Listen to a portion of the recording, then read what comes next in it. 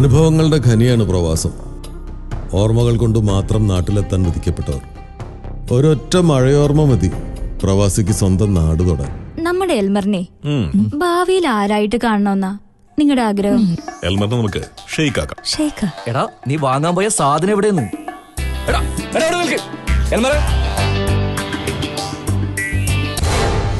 ഇനി ഇങ്ങനൊരു പെരുമാറ്റം ഉണ്ടായാ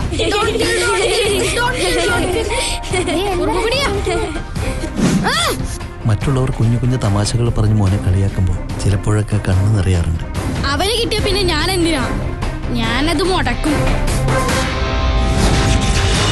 എങ്ങനെയാണ് അത്രയും ഉത്തരം ബൈഹാർട്ട് പഠിച്ചത്? സാറ് പഠിപ്പിക്കുമ്പോ ഞാൻ സാറിന്റെ മുഖത്ത് തന്നെ നോക്കും. അപ്പൊ ചെവി അവിടെ ഉണ്ടാവും. തനിക്ക് നാടേതാണെന്ന് അറിയോ?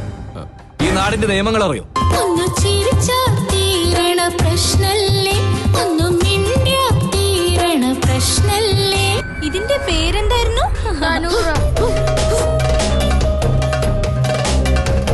ഇനി അവനെ ഞാനേ പ്രസിഡന്റ് ആക്കും. American president. അമ്മ ലോകത്തിലെ ഏറ്റവും നല്ല അമ്മയാകാൻ നോക്ക്.